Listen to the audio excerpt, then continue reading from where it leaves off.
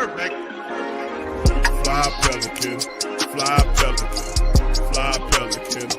And I tell him that birds of a feather flock together. Fly die, I'm a Pelican forever.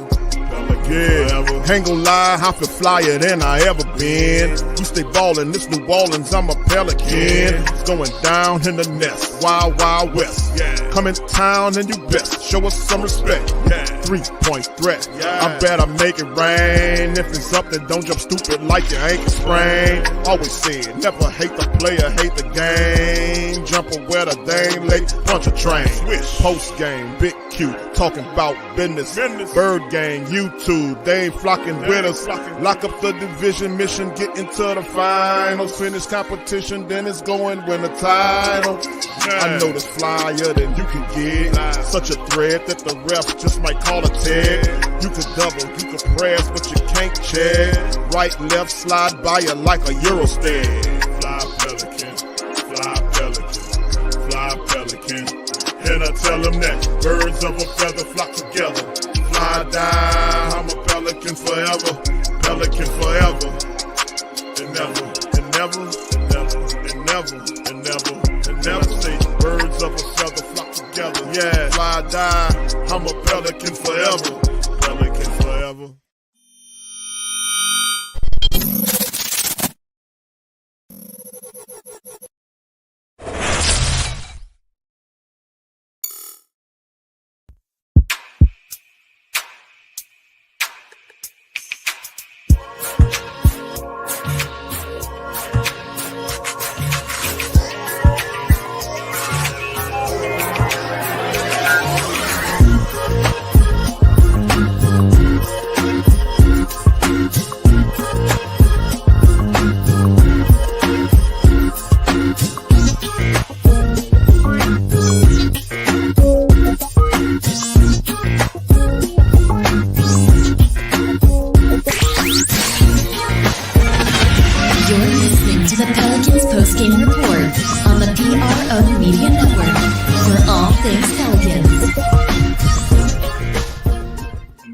Second half defense, we held them to 39 points, and then offensively, CJ and BI, no turnovers.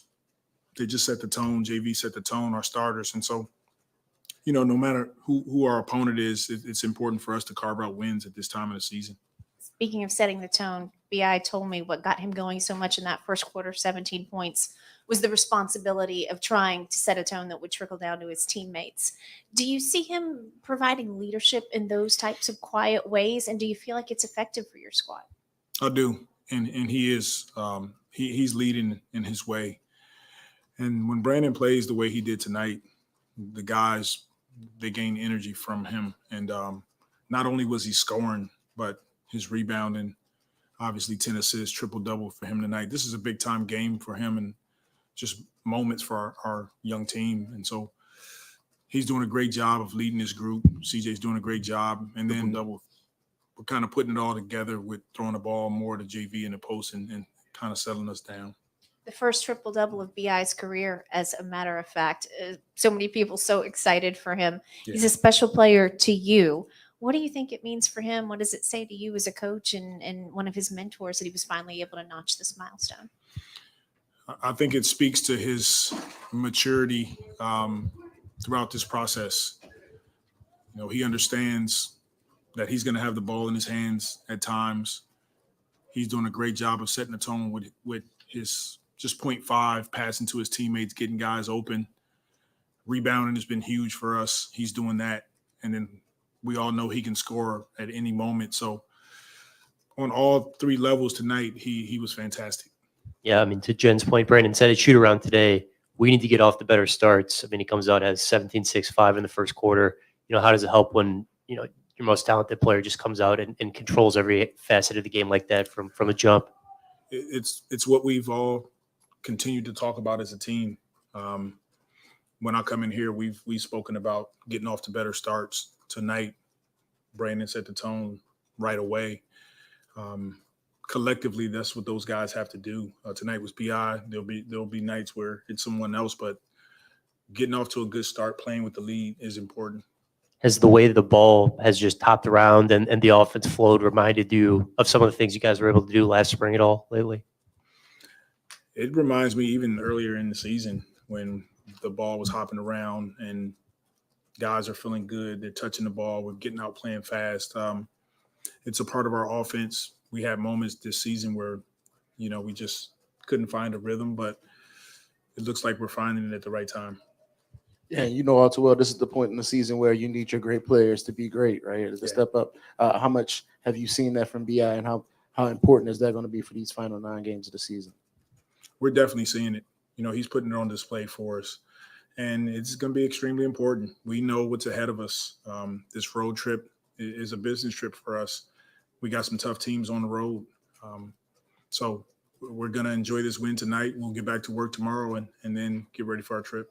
Yeah, we've talked a lot about the adjustments you guys have made to the offense. The last few games, we've seen his assists go up. How much was that one of the adjustments, kind of allowing him to control the offense a little bit more in half-court sets? We're definitely making some adjustments as we go. And we will have the ball in BI's hands a bit more. It allows frees CJ up to score more. It frees JV up to score more.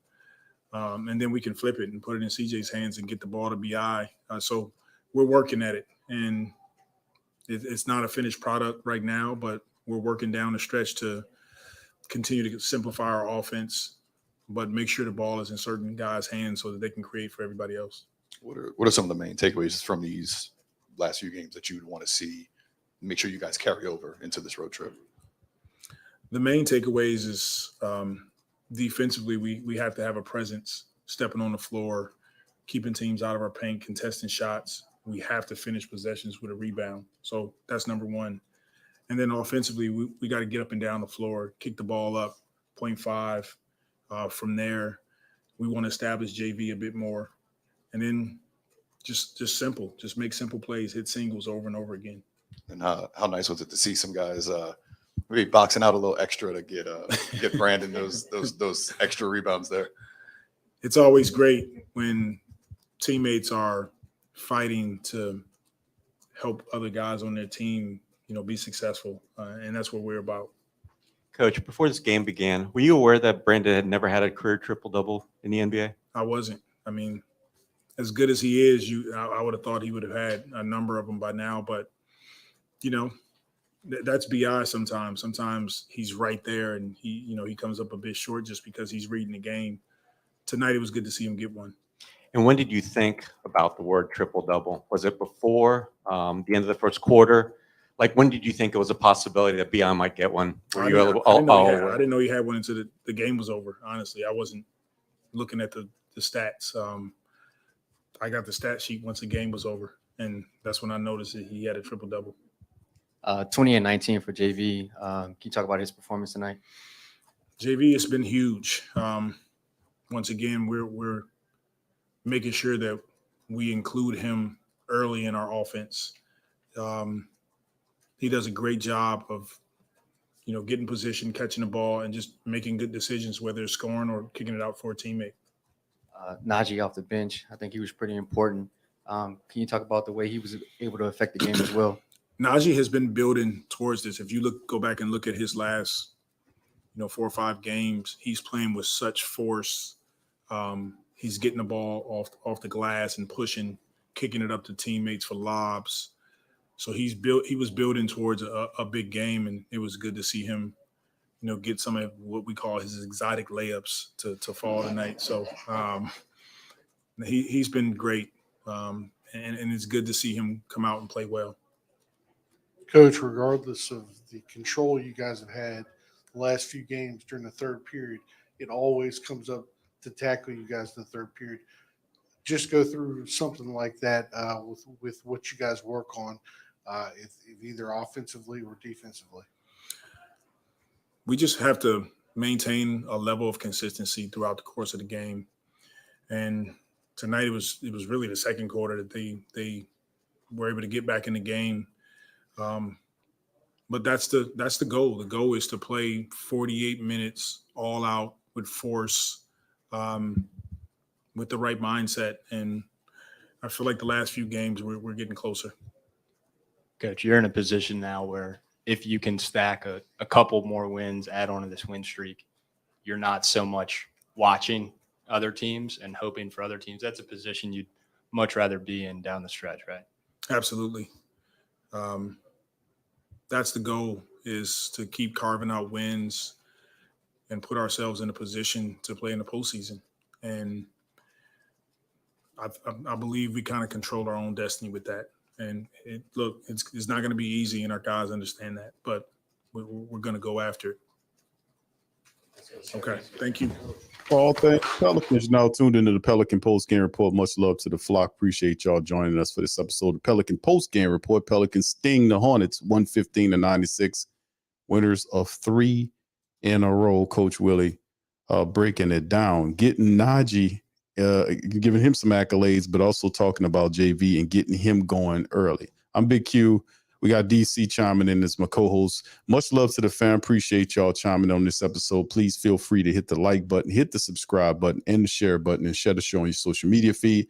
Pelicans 3 in a row, man, improving themselves to 36-37, 24-13 at home to get ready to hit the road. But first, I'm going to recap the win over the Hornets. DC was popping, brother.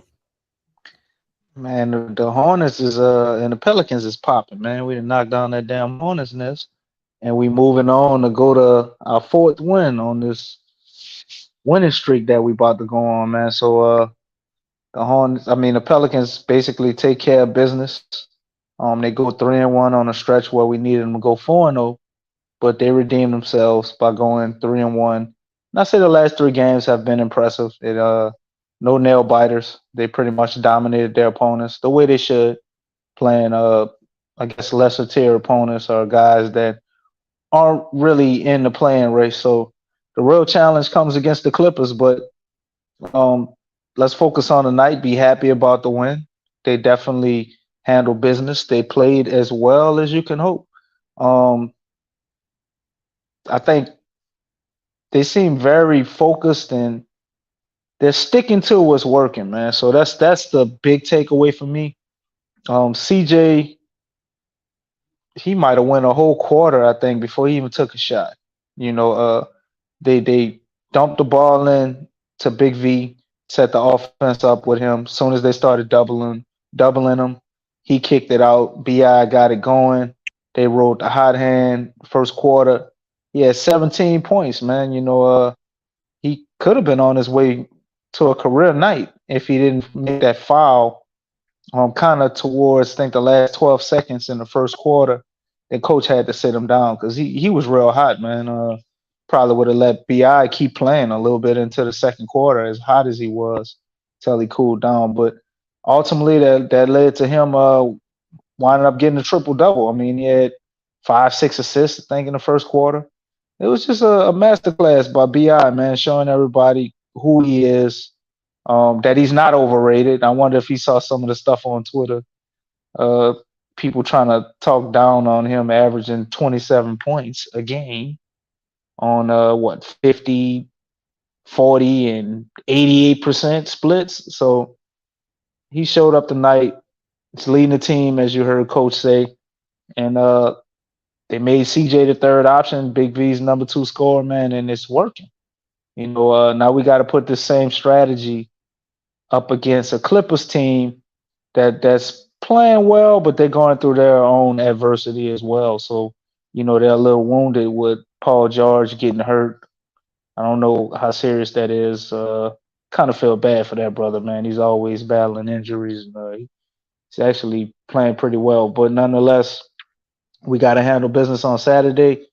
We did what we had to do tonight. So on to the next one, Big Q. Very impressed with what I saw tonight, man. Great team effort, team win. You had a lot of guys produced, and the guys that didn't, they gave great energy, effort, and played tremendous defense. Yeah, I co-sign all that, man. Big V was the key, man. We were talking about it here, getting him involved, and the Pelicans finally found the key to getting him involved, because you're gonna need his production along with BI and the rest of the guys. So it's we talked about it here, and kudos to them for finally figuring out a way to get Big V going. So anyway, team stats, 45 of 98 for almost 46% by the Pelicans from the field, 11 of 34 from downtown for 32.4. Pelicans almost perfect from the free throw line, 14 of 15 for 93.3%. Over 50 rebounds tonight by the Pelicans in the matchup. The Hornets, 38 of 83 for almost 46%, a stinking 9 of 37 for 24.3 from downtown, free throw 11 from 16 for 69%, 52 to 38 on the rebounds, Pelicans advantage. Rebounds, big for the Pels, 26 assists by the Pelicans versus 24 by Charlotte, 11 to 8 advantage Pelicans, 4 to 0 on blocks for Charlotte. They had 17 turnovers. Pelicans kept the turnovers down to just 11 with 7 points off versus 17 by the Hornets with 20 points off, 18 to 13 fast break points. Hornets 62 to 44 points in the paint. Pels. What you got, DC? A couple of things, man. As you can see, we won pretty much most of the categories, which is a running theme these last 3 games. But to me, looking at those rebounds, man, I think a lot of those second chance points and rebounds really helped us with 11 offensive rebounds, 52 to their 38. That kind of set us apart because you had stretches where the Pels weren't shooting well, and we had stretches where we were shooting pretty good. But when we weren't, we were on the glass, getting second opportunities to create something out of it. So I would definitely look at them rebounds. It's encouraging to see us shoot 93% from the free throw line, even though we only had 15 attempts. The Pels normally hover around that 70% mark. You know, if you're lucky, you get into the 80s. But a focused, mentally tough team, man. Pay attention to the little things and the details. That's what you get. You know, you shoot better free throws, man. We talk about this a lot, Q. Good coaching and good strategy and just guys locked in, it usually shows up in free throws, right? A lot of the well-coached teams, man, you see they capitalize at the line. So to me, that's a big thing, and I'm excited to see that, and hopefully that trend continues. But rounding that out with rebounds, obviously points in the paint, you know, killed them, man. Paint the great. They're sticking to that theme, attacking the paint, man, kicking out, and then taking those 3-point shots. As we did hit that 30 mark tonight, didn't hit a whole bunch of them, but 32%. We shot 34 of them, right around what we want to shoot, about 35. You know, didn't hit a bunch of them, but they were good looks. You know, not any bad 3-point shots or forcing them up. And you can tell that they focused on the paint and to get to those shots by looking at the points in the paint, man. And I guess one of the last stats I'll point out is just combining together assists and turnovers. We got 26 assists and 11 turnovers, man. When we're able to do that, we're a very tough team to beat. When the Pels are sharing the ball and not turning it over, and I'd say about maybe 3 or 4 of those turnovers were just like either Trey or Najee or maybe somebody else off the bench. Just we're in a fast break, and it's just unnecessary turnovers, right? So really, when they were locked in and when they needed to be there, they only had maybe about 7 turnovers. You had those little BS ones when we were up with the second unit in on some fast breaks, just boneheaded plays. But all in all, it looks good, man, as far as them taking care of the basketball and continuing to share the ball. If we want to beat these teams, especially on the stretch we're going to have to play as a complete team. You can't get locked in on one guy doing everything just because he's hot. Got to continue to share the ball, create opportunities for others, and minimize mistakes. So those last 2 stats shows all of that, man. Great game by the Pels. All right, individuals for the Pelicans, 30 points for BI. Of course, he had a triple-double tonight, first of his career, as it was stated. He played a really good game, 30 points in 34 minutes, 10 of 23 from the field. He was perfect from the charity stripe, 9 of 9, and had 30 points, 10 assists, 11 rebounds, and a steal for BI. 0 turnovers, plus 17 on the plus minus. BI was the man. 2 20-point scores tonight as Big V. Double-double in the big way. Big V almost gave you 20-20 on the rebounds and scoring. 34 minutes, 10 of 16 from the field. He had it going for him. 20 points, 19 boards, 3 assists and a block for Valanciunas, plus 14 on that plus minus. 20 from McCollum. in 36 minutes, 8 of 9 from the field. He was 3 of 8 from downtown, 20 points, a couple of boards, and 3 assists and a steal by CJ. 19 from Trey Murphy in 33 minutes of action, 7 of 4 from the field. He was 50% from downtown, 4 of 8, finished with 19 points, 4 steals for him. Hurd played defense 29 minutes, drew up 2 points and 3 boards, a couple of assists, and then off the bench, you see Najee Marshall shine, 16 points, 3 assists, 4 boards, and 21 minutes of action. Everybody got an opportunity to get some minutes in garbage time. Jay Rich, 20 minutes, didn't do much scoring, but did have plus 17 on the plus minus. 3 points for him, 5 boards, and a couple of assists. So let's talk about the guys you like here. Who we got? Man, it's a bunch of guys. I mean, the only person I'm gonna fully go over everything is BI, man. You had about 6-7 guys, man, played really well tonight. Trey went out and did his thing, man. Continues to impress me game by game. You see him evolving.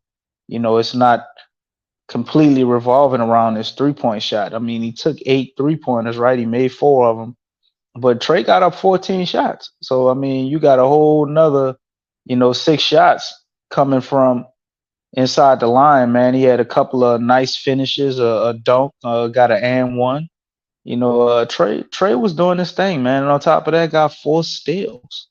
So that's really a key, man. If Trey can keep playing at this level, Big Q, and CJ Jonas, BI do what they do, man, I mean, it's not crazy to think we can take a lot of these games, even though we playing stiff competition. And you also had pretty much Najee Marshall wrapping it up on the bench, man. He played awesome tonight.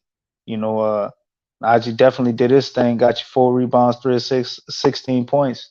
And just at the end of the shot clock, or as everybody else got a look, they'll kick it back to Najee, set that pick, man, and he going downhill, and he was real hard to handle, hitting a lot of acrobatic shots.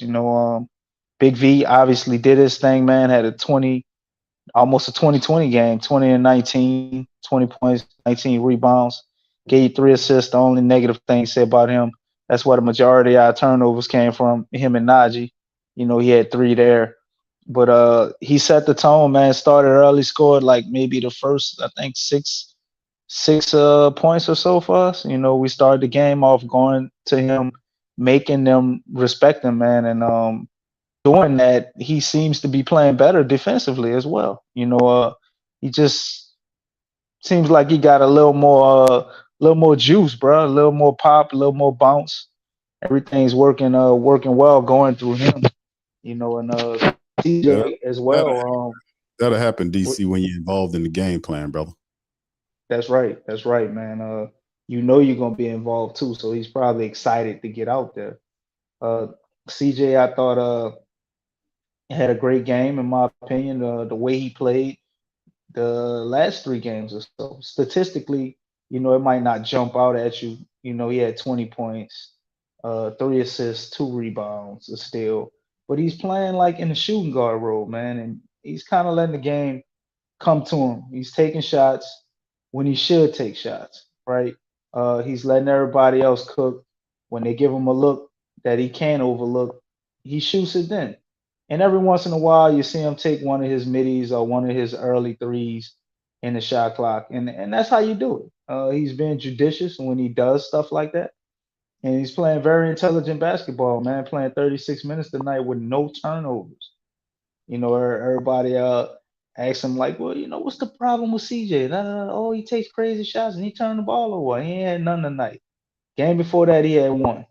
I think the game before that, he had like 2. So CJ has obviously adjusted the way he's played with us going through Big V. And I think that is also helping us a lot. But the major thing tonight, man, the man of the hour, Brandon Ingram, first triple-double of his career. He ends the games with 30 points, 11 rebounds, 10 assists, and 1 steal. Got to the free throw line 9 times. That's right. BI got to the free throw line 9 times. That's huge. A lot of those free throws came early in the game. BI decided to attack. He saw how the game was called, how it was ref, and they called a foul here that he kept attacking. So he didn't settle for getting to his spots with the midi. He kept attacking, man, going to the goal, got some and ones. And I think that decision, just kind of filling the game out. Big V had it going a little bit. They double team Big V. All right, it's your turn. You know what I'm saying? Because they trying to shut him down. And he saw they was guarding him. He could get to the spots, get where he wanted, but he could also get to the goal. So he chose that alternative, man. He was rewarded going to the line with the refs. And that set up the rest of his game because he was really aggressive coming out early, scoring 17 in the first. And that allowed him to get a lot of the attention. And then he got a whole bunch of assists in that same quarter because they were trying their best to stop him. So shout out to BI, man. One of the better games of the season for him. And I saw a lot of spots where he still could play better, man. But it was an overall great performance. If BI wouldn't have got that foul, like I said earlier, with 12 seconds left in the first, man, you might have saw a 40, 44, 45, 50-point game from BI. So shout out to him, man, and I hope this is a sign of things to come when we go on this tough road trip because we're gonna need him to play at this level. You ain't kidding, man. We got to keep this going, man. We got guys playing really well, man. Good vibe at home. And like I said, getting Valanciunas involved with McCollum and Ingram and the rest of the team is big, man. We need his scoring and keeping him involved there early. And Willie talked about getting him going early. So that's the key. They're figuring it out. So they're making a concerted effort to keep Valanciunas involved in the game plan because we're going to need him down the stretch. 9 games remaining, fam. The next one is the Clippers. This is coming up on the 25th, and the Pelicans will have an opportunity, man, to get to 500 with a win against the Clippers. Clippers standing at 38-35, 19-17 at home. Pelicans 36-37, 12-24 on the road. So we got some stuff to do moving against this team to get to 500 as we keep climbing. You see that old matchup indicator has the Pelicans losing. They got the Clips almost 74%. No real big surprise right there, as you can see. Brother Thomas says, get a great way to close. Now we can play these same players on the road. Please, not those other guys. There you go. Thank you, Brother Thomas. Appreciate that. Super chat, sir. And much love to the flock. Appreciate all of y'all for being here for a happy installment of the Pelican Post Game Report. Let's delve into this upcoming matchup against this Clipper club, man. This will be okay. They go to a little history of them right there. As you can see, Pelicans got the first one last year, and of course, we have this team in a couple of days, and then April the 1st to close out against the Clippers. We need it. Let's talk getting the Clipper win on the road, DC. We starting this 4-game road trip, man, off with the Clips. Let's talk it. Yeah, man. We normally play good against the Clippers, but you can't never take lightly playing a team at home, man. That's a tough one. We don't like the West Coast. We don't like late games. The Pelicans haven't played very good in late games all season. So let's not kid ourselves and act like, this is just a shoo-in, because it's not. This is going to be a tough game. The Clippers are going through their fair share of, I guess, troubles, you would call it. I heard a report today that said possibly, I don't know how true that is, but there's rumors of Tyronn Lue stepping down after the season. They lost Paul George. They lost against Dallas on a very controversial call. So they're going through some things, man.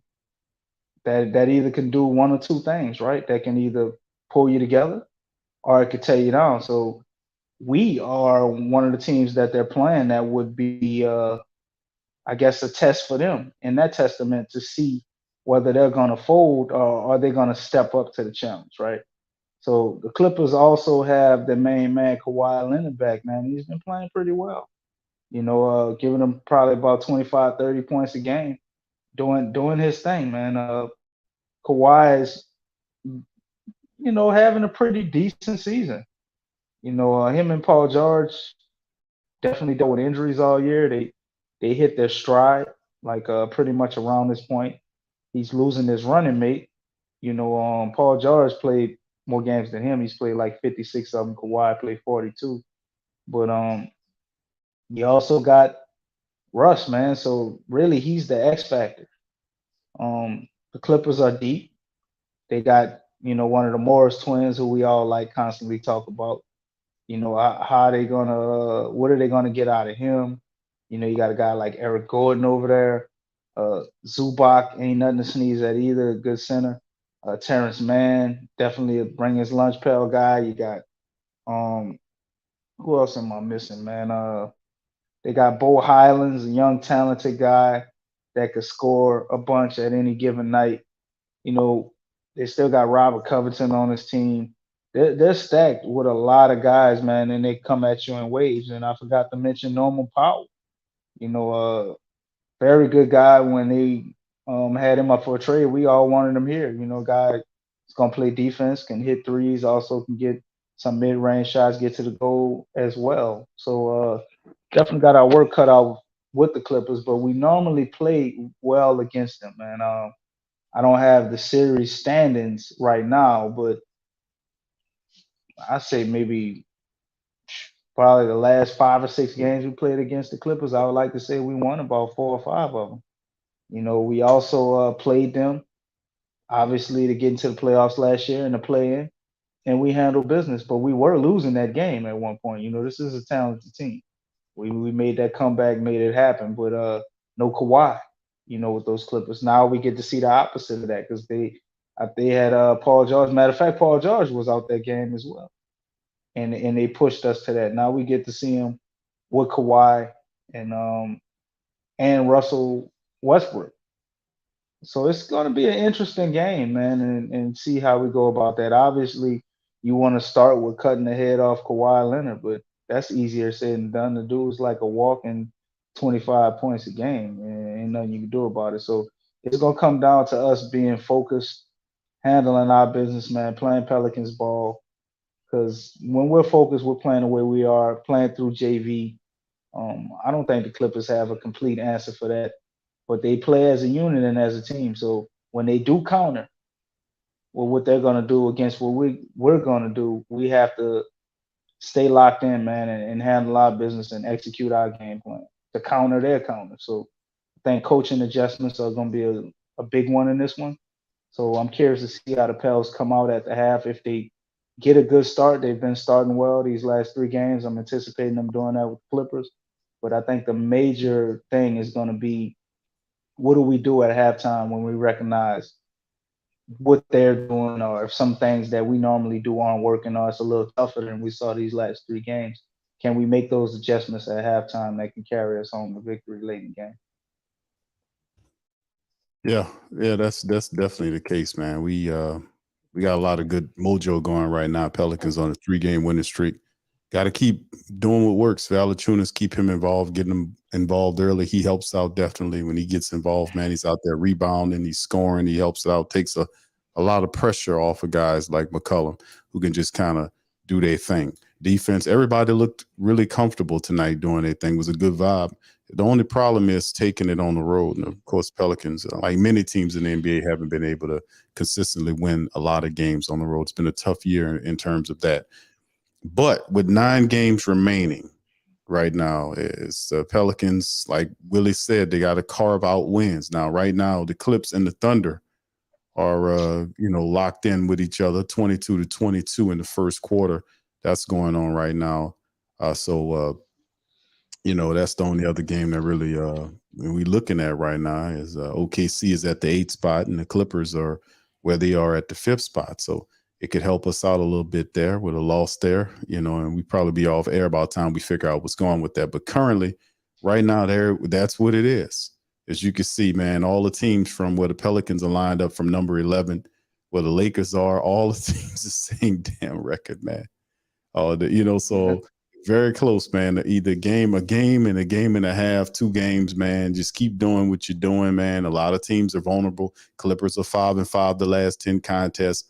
So they're not the juggernaut they were intended to be, and they're quite beatable. The Pelicans can keep this mojo, keep this energy, keep this mindset, and keep playing with this intelligence that they have, keeping the turnovers low. They did really well from the free throw line tonight. Keep playing with that good energy. Bring that out on the road because they're going to need it, man. We're going to need it. Speaking of the remaining games, let me put that on the screen for the family. There you go. Remaining games for the Pels on screen. Clippers, Portland, Golden State, and Denver are the next 4 games on the road. It's not going to be easy. I'm not expecting the Pelicans to win 4 straight road games. I don't remember when was the last time that happened, when they won 4 straight games. I don't know, man. It's been long enough to where I don't remember either. Yeah, it's been Especially wild. this year, we haven't played well on the road at all. Even when Zion was back, we still had a lot of issues on the road. So that's been one of those things, man. I think the emergence of a guy like Trey Murphy, because really, when you go on the road, it's really going to be guys like Najee. You got to sustain a similar level of play he had tonight. Jay Rich going to have to give you at least 10. Guy like Dyson Daniels is having a rough patch right now. He's got to break through that rookie wall. You're going to need your other guys. Larry Nance got to give you something better than just some adequate defense and rebounding, which I think he had all zeros tonight. I mean, he had good energy and effort defensively. I don't know if he recorded a rebound, no points. So you're going to need these guys to kind of show up, man, because not having that home court advantage is, that's a blow. Takes you down a notch. So it's really about how everybody around our stars can play. And based on what I've been seeing lately, I think a guy like Trey is really the X factor in that, and us getting some road victories and being able to pull that off. If we're going to keep this win streak alive, he has to play the same way, because Big V can still do it on the road. BI can still do it on the road. CJ can still give you something on the road, right? And now you have the emergence of a 4th guy in Trey. He's had probably at least 20 to 18 points, man. Maybe our last 10 games. Trey is taking a jump to another level, and I think if he can continue his trajectory and playing the way he's playing, then I think we can overcome some of these road woes. There you go. And of course, we had a little bit of news that came out involved in against Zion Williamson family. Of course, Wojnarowski broke that down, and mentioned the fact that what's going on with Zion Williamson is the Pelicans did give an update, DC. So they pitted. We 2 weeks away from being 2 weeks away again. Man, people are crazy, man. But he will play before the end of the season. The season ends April 10th, and he's gonna be back like April 5th or something. We talked, April 5th. We talked about April the 1st, but this is. Well, no, they said they're gonna evaluate him again on April 5th, whatever that is. Yes, man. Who comes up with this stuff? Anyway, here go the report. And Malika reevaluated with that hamstring injury in another 2 weeks. He's going to start ramping up on the court, doing more. I thought he was ramping up already. He's ramping up again? With probably 2 or 3 games left in the regular season, whether Zion Williamson can return to this season. New Orleans bunched up, with a number of teams fighting for those final play-in spots in the West. And so 2 weeks, I think both Zion Williamson and the Pelicans will have a better idea if he's ready to come back, if there's time left in this season. Where are the Pelicans in the standings? Do the games still mean something? And is he ready to return?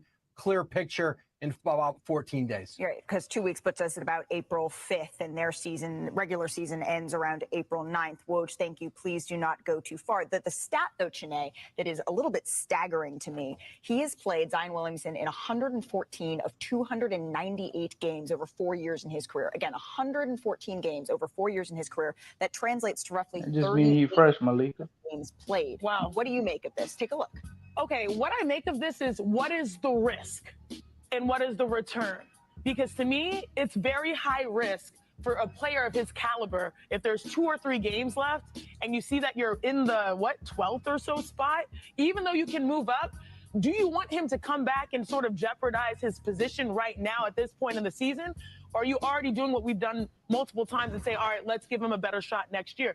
I think that's hard because we love Zion. I think when he hits the floor, he's like probably like 50 to 60% from the field, 26 points per game. But then you just want to protect him at all costs. And I just don't see so much upside in, okay, he's back to play the final 2 games of a season where maybe you make the playoffs. What is the benefit in that?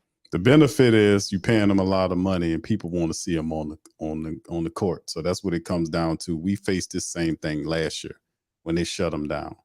So people getting kind of tired of the 2 weeks and 2 weeks and 2 weeks and 2 weeks from what was it, a hamstring issue? Yeah, he had a hamstring strain, and then I don't know, did he pull it the second time? He had a re-injury. You know, a lot of times when they talk about his injury, man, nobody mentions that the brother got re-injured. You know, say, oh, it shouldn't take this long for a hamstring when we watched the same thing happen to Devin Booker this year.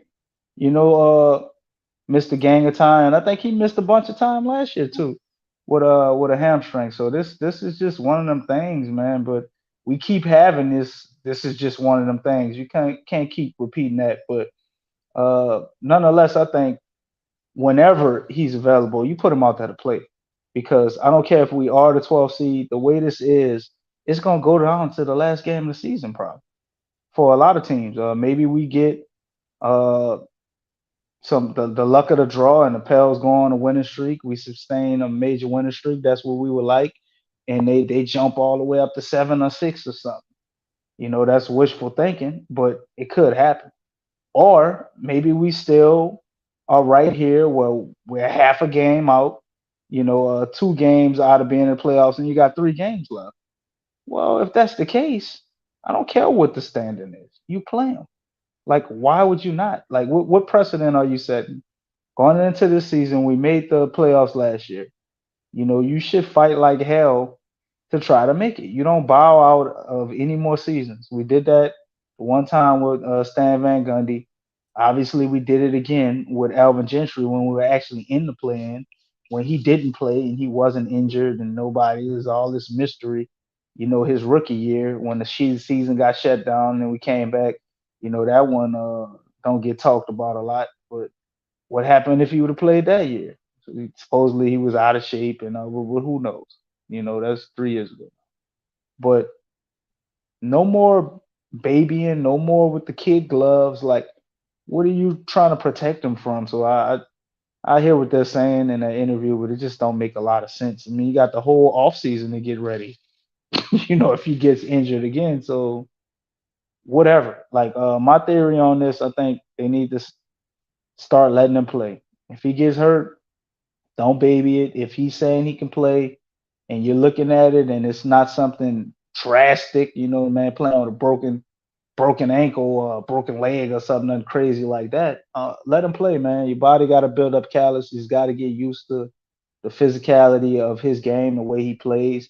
And over time, I think we're going to see a lot less of these injuries, only if the Pels just completely remove this ideology. I think this may be the last year of that, hopefully. Everybody, when they mention this, on the right side of it, they always bring up Joel Embiid, and I think that's a perfect example. Joel Embiid had 3 or 4 seasons where he probably played 10, 15, 20 games, and he kept getting hurt. And then he went to 4th or 5th season, whatever it was. And when the last time you remember Joel Embiid being hurt, missing a substantial amount of time? This guy is unique. He's a big guy. And I think sometimes for some players, man, it takes a while for them to adapt or fully grow into their body. Giannis, it wasn't as bad, but I think he had a few injury problems. When he first came in the league, he was really small. He put on more weight. Like, it took Giannis maybe like 3 seasons before he really took off, became that guy that we see. So Zion is already showing that type of potential. He just has it on the opposite end, like a Joel Embiid, where he's getting hurt. So you just got to keep going through it, man. And I heard questions out there: should we trade him? Perkins said we should trade him. And I think all of that's just stupid. Who are you going to trade and get an equal value for a Zion? Like, just hypothetically draw up a trade and try to think what you're giving up and what you're going to get back. The dude you got is a once in a lifetime type of player. You're talking about a guy like Shaq or somebody who once they leave, it could be forever before you ever see anything close to that. Or it could be 30 years, 25 years. Like, you don't just get rid of that, man. We got to stick it out. I think Zion plays this season, more than likely it'll probably be one of the last 2 games, though. They're saying they're going to reevaluate him on the 5th. So I seriously doubt if he plays Memphis on the 5th. We might just go into that one where we got, and they look to get him against that Minnesota game, which we're really going to need him. And you got the Knicks game. I'm not hoping they don't start their starters. I saw somebody put that in the comment. I think that was my brother Dane, saying that man, don't be hoping for them to sit no players out. I ain't really hoping for that. But what are the Knicks going to be playing for at the second to last game of the season? And they might have I think they've been playing pretty well, and they got a pretty comfortable spot in their standings where they're going to be. So if that is the case, then that'll be a perfect game to bring Zion back, right? They're sitting guys out. You can get them out there. You can get running, get active, not too much pressure because they don't want them to risk re-injury, right? Get out there, just have a game under your belt without getting hurt, let it go smooth. Then you go into the Minnesota game. That's probably going to be a high-intensity game because it's going to be a lot on the line. So that's my take on it, Big Q. Zion will definitely be back during the season. But I'm open to be wrong because every time I make a statement about this, I've been wrong the whole time. I thought he would have been back maybe a week ago, initially, once we had all of this. I thought the timeline would have been like somewhere in the middle of March, maybe the beginning of March. And it's just prolonged and prolonged and prolonged. All right, yeah, and then on top of that, outside of the Zion Williamson's news of 2 more weeks, Jose Alvarado also got an update, which, according to the team, he will be reevaluated in about 2 or 3 weeks as well, since he's been on the shelf since February the 27th due to the stress reaction in his right tibia. So that's also something, and they're saying he's showing incremental improvement. So 2 updates on 2 players that would be nice to have during this stretch, but we have to just make sure we just handle the business the best way we know how to handle the business, which is just do what we got to do to make it happen. That's all we got. So anyway, with that being said, we're going to end on that. Listen, I appreciate all the family members for tuning in for this episode of the Pelican Post-Game Report. Please feel free to hit the subscribe button and the share button and share the show on your social media feed. Pelicans 3 in a row. We'll be back on the 25th to recap that thing. Pelicans going to get that 4th straight win. We're going to get back to 500. It's 2 games, 2.5 games, man. That's what we just got to focus on, 1 game at a time to get it. So let's keep this positive energy going onto the road and attack it at 1 game at a time. And we seem to be sparking something. Let's just ride this wave. With that being said, I'm going to get out on that list. Appreciate y'all, man. And we'll holler at you on the flip side. Go Pels.